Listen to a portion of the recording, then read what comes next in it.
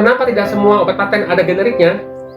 Halo, saya Apoteker Rio, apoteker yang peduli kalian semua.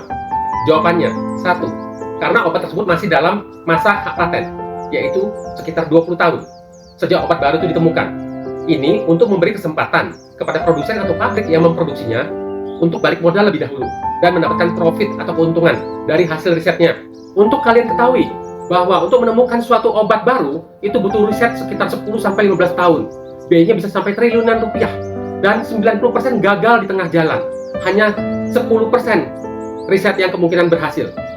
Kalau tidak ada masa hak paten, maka perusahaan akan merugi karena tidak balik modal dan riset pengembangannya akan terhenti.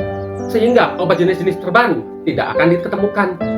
Jadi, obat tanpa obat paten, obat baru tidak akan lahir. Dan obat generik juga tidak bakal akan ada. Yang kedua, karena obat tersebut adalah obat biologik. Jadi, susah untuk dibuat versi generiknya.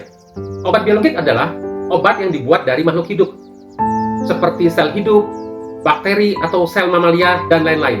Bentuknya biasanya berupa protein, hormon, atau antibodi. Contohnya obat biologik, vaksin, insulin, obat kanker, obat autoimun, dan lain-lain. Obat biologik ini sangat kompleks dan rumit sekali proses pembuatannya, sehingga susah untuk dibuat versi generiknya. Yang ketiga, obat dengan teknologi formulasi khusus yang dipatenkan cara teknologinya. Contohnya seperti obat inhaler untuk asma yang modern. Yang kedua, obat lepas lambat kompleks atau control release. Obat transdermal, patch tertentu. Obat liposomal atau nanoteknologi. Zat aktifnya bisa ditiru, tetapi teknologinya dipatenkan oleh produsennya. Yang keempat, obat yang tidak menarik secara bisnis. Ini fakta di dunia industri yang jarang dibuka. Biasanya untuk obat dengan penyakit langka atau rare disease, sehingga potensi pasarnya sangat kecil dan butuh biaya uji bioekivalensi yang sangat mahal. Jadi tidak dibuat versi generiknya karena dari segi bisnis tidak menguntungkan.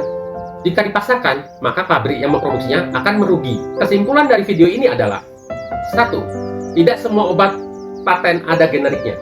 Yang kedua, obat paten itu mahal bukan semata-mata hanya cari keuntungan yang besar, tetapi ada faktor waktu riset yang lama, membutuhkan waktu 10-15 tahun, dan biaya yang besar sampai triliunan rupiah, dan tingkat keberhasilannya yang hanya 10%.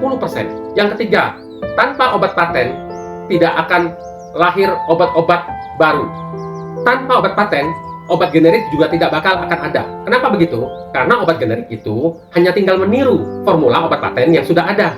Demikian konten saya hari ini, semoga bermanfaat untuk kalian semua. Tetap semangat, jaga kesehatan, wassalam.